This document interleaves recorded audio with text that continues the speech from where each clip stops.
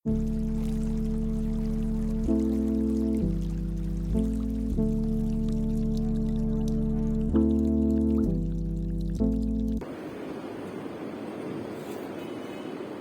سبق میں عورتوں کے حقوق کے متعلق، یتیموں کے حقوق کے متعلق، اسی طرح ان عورتوں کے حقوق کے متعلق بیان ہوا تھا کہ جو یتیم رہ جائے اور ان کے سرپرست ان کو باہر نہ جانے دے اور ان کے ساتھ ظلم کرے، یعنی ان کو اپنے عقد میں رکھے، یعنی اپنی اولاد کے عقد میں رکھے اور پھر ان کو حق مہر بھی نہ دے اور ظلم اور زیادتی کرے۔ آج کے سبق میں اللہ رب العزت نے سب سے پہلے اپنی ذات کی تعریف بیان فرمائی ہے، اس کے بعد وصیت کا ذکر ہے، اور پھر اللہ تبارک و تعالی نے پھر اپنی ذات سے ڈرانے کا حکم دیا ہے، اور پھر آخر میں پھر اللہ جل جلالہ نے اپنی ذات کی تعریف بیان فرمائی ہے۔ آیات کے اندر اللہ رب العزت ارشاد فرماتے ہیں وَلِلَّهِ مَا فِي السَّمَاوَاتِ وَمَا فِي الْأَرْضِ، وَلِلَّهِ اور اللہ کے لیے ہے، ما وہ کچھ فی السماوات جو آسمانوں میں ہے، وما اور وہ کچھ فی الارض جو زمین میں ہے۔ سب سے پہلے لفظ اللہ جو ہے اس کو ہم سمجھے کہ لفظ اللہ بھی اللہ رب العزت کا ذاتی نام ہے، اور ذاتی نام یہ اس طرح جس طرح مثال کے طور پر ایک شخص کا نام عبداللہ ہے، یہ اس کے ذات پر بولا جاتا ہے۔ اب اگر یہ حافظ بن جاتا ہے تو لوگ ان کو حافظ کہتے ہیں، یہ صفتی نام ہے۔ عالم بن جاتا ہے تو لوگ مولوی کہتے ہیں، یا اسی طرح کاتب یعنی کتابت سیکھ لی تو کاتب کہتے ہیں، یہ صفتی نام ہے۔ تو اللہ رب العزت کا ذاتی نام وہ اللہ ہے، اور اسی طرح باقی نام جو ہے یہ صفتی ہے، الرحمن، الرحیم، الملک، القدوس، السلام، المؤمن، المہیمن، العزیز، الجبار، یہ جتنے بھی نام ہیں یہ صفتی نام ہیں۔ اور اللہ تبارک و تعالیٰ کے صفتی نام جو مشہور ہے وہ 99 نام ہے۔ حدیث مبارکہ میں آتا ہے کہ جو شخص ان ناموں کو یاد کرے، اچھی طرح یاد کرے اور ان کے مفہوم کو بھی سمجھے، تو اللہ تبارک و تعالیٰ ایسے شخص کو، اور پڑھتا بھی جائے تو ایسے شخص کو اللہ تعالیٰ جنت میں داخل فرمائیں گے۔ اس لیے کہ اللہ تبارک و تعالیٰ کے ان ناموں میں ہر نام میں الگ تاثیر ہے، ہر نام کا الگ اثر ہے، اس لیے اس کو پڑھنا چاہیے۔ تو اللہ تبارک و تعالیٰ کا جو نام ہے اللہ، یہ ذاتی نام ہے، باقی نام صفتی نام ہے۔ اللہ جل جلالہ کا جو نام اللہ ہے، یہ اس کو عربی میں علم کہا جاتا ہے۔ علم یعنی ذات واجب الوجود، ایسی ذات جو یعنی کسی نے پیدا نہیں کیا، جو کسی نے اس کو وجود نہیں دیا، کہ جس کا وجود اپنا ہے، کسی نے ان کو پیدا نہیں کیا۔ اور اللہ جل جلالہ کی ذات وہ واجب الوجود ہے،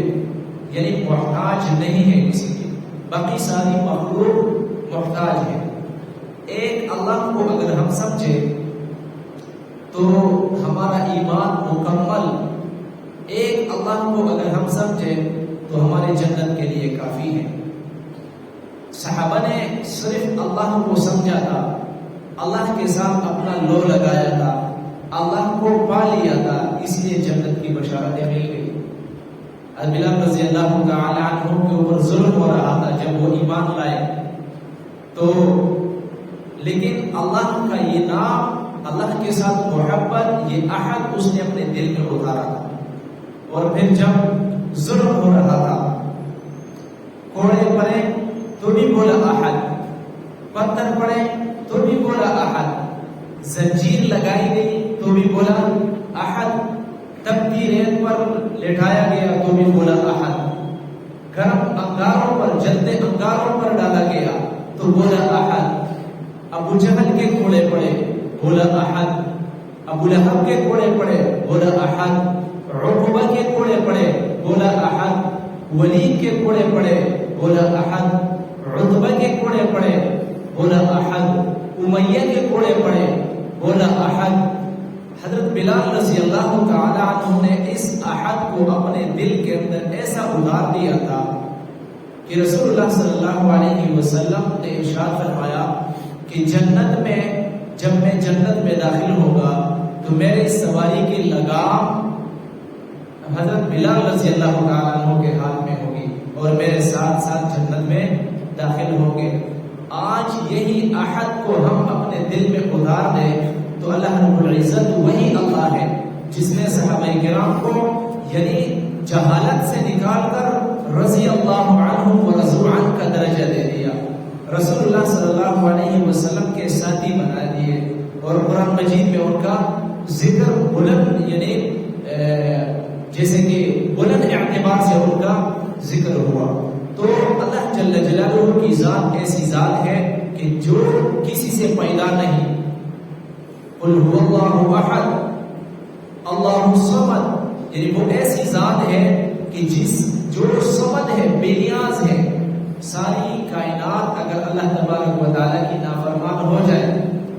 حدیث مبارکہ میں آتا ہے ان اولکم و آخرکم و انسکم و جنکم کانوا علی اتقى قلب رجل واحد منکم، کہ ساری دنیا کے ساری کائنات کے انسان وہ ایک چٹیل میدان میں جمع ہو جائے اور اسی طرح وہ سب کے سب اللہ تبارک و تعالیٰ کی نافرمانی کرنے لگ جائے تو اللہ تبارک و تعالیٰ کے بلندی میں،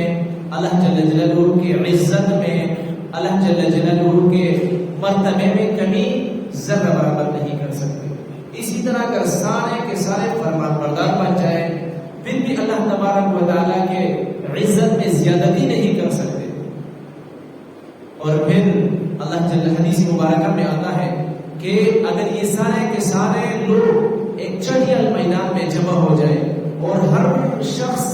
ہر بندہ اپنی اپنی زبان میں اپنی اپنی بولی میں اللہ تبارک و تعالیٰ سے مانگنا شروع کر دے تو لا یشغل عن احد، یعنی لا یسمع عنہ احد عن احد، یعنی اللہ تبارک و تعالیٰ سب کو ایسے سنیں گے، سب کے دعاؤں کو، سب کے بولی کو، کہ اس میں کسی ایک کا بولنا دوسرے کے بولنے میں یعنی مشغولیت میں نہیں ڈالیں گے۔ مطلب یہ ہے کہ ہر ایک کا الگ الگ اور صحیح سنیں گے اور پھر ہر ایک کو ان کے بولنے کے مطابق، مانگنے کے مطابق عطا بھی کریں گے، اور جب سب کو عطا کریں گے تو پھر اللہ تبارک و تعالیٰ کے یعنی انعامات میں، اللہ جل جلالہ کے دولت اور خزانوں میں اتنی بھی کمی نہیں آ سکتی جتنی کہ ایک سوئی سمندر میں ڈبوئی جائے اور اس کے وہ جو سرے کے اوپر جو ہے وہ ایک قطرہ پانی لگتا ہے۔ تو یہ اللہ جل جلالہ کی ذات اگر ہم اس کو پہچان لیں کہ ہر جگہ اللہ تبارک و تعالیٰ ہمارے ساتھ ہے تو پھر ہم سے گناہ نہیں ہوگا، پھر ہم یہ سوچیں کہ اللہ مجھے دیکھ رہا ہے، پھر ہم نام تول میں کمی نہیں کریں گے، پھر ہم گناہ نہیں کریں گے۔ ایک بزرگ کے بارے میں آتا ہے کہ اس نے اپنے پیر صاحب، انہوں نے اپنے مریدین کی ایسی تربیت کی تھی کہ وہ اپنے مریدین میں سے ایک مرید کو اپنی جگہ پر بٹھانا چاہتا تھا کہ میں دیکھتا ہوں کہ ان میں کون جو ہے وہ میری نشست کا لائق ہے، تو ان کا امتحان لینا چاہا اور امتحان اس طرح لیا کہ ہر ایک کو ایک ایک مرغی پکڑائی اور ساتھ ایک ایک چوری بھی ہاتھ میں دی اور سب کو کہا کہ جاؤ اس مرغی کو وہاں ذبح کرو جہاں کوئی نہ ہو۔ سارے مریدین چلے گئے اور کچھ دیر کے بعد ہر ایک اپنا مرغا یعنی گردن کٹا ہوا لے کر آیا کہ لو جی پیر صاحب یہ مرغی ذبح ہو گئی۔ ایک نے، دوسرے، تیسرے نے، سارے واپس آ گئے۔ ایک جو تھا وہ ابھی بہت دیر بعد آیا، جب دیر بعد آیا تو اپنے پیر صاحب کو کہنے لگا کہ حضرت مجھے کوئی اس طرح کی جگہ نہیں ملی کہ جہاں مجھے کوئی دیکھ نہ رہا ہو، تو تو پیر صاحب نے پوچھا کہ کون آپ کو دیکھ رہا تھا؟ کہنے لگا کہ میرا رب ہر جگہ موجود ہے، وہ مجھے دیکھ رہا تھا۔ تو پھر وہی پیر صاحب نے اس مرید کو کہا کہ شاباش، یہ میرے نشست کے لائق ہے۔ ہمیں ایسا ایسا ہونا چاہیے، ہم ایسے بننا چاہیے ہم، تاکہ ہر وقت ہمارے دل کے اندر خوف خدا ہو۔ اللہ رب العزت سے دعا ہے اللہ تبارک و تعالی ہمیں صحیح